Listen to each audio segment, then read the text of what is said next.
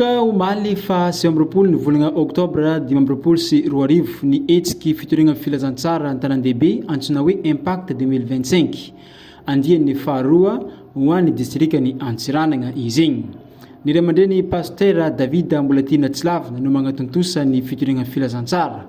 Izay département ny tanora tangatiny fatra Diana sy Sava miaraka amin'ny pasteur Rosa Ol-Aimé département ny fifandraisana sy ny fampelezam-boky ato agnatin'ny fédération ny Madagasikara avaratra no miara magnatontosa ity etsiky fitoriana filazantsara lehibe ity ao amin'ny fiangonana Tanambao Antsiranana.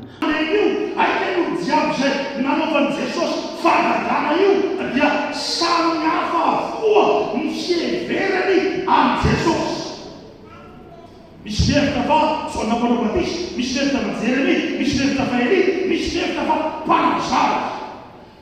Dikan'izany ny avy ramalala tsy fantatra hoe iza marina ny identité an' Jesosy araky ny korana no tanteriny olona, araky ny vakiteny hitantsika ity.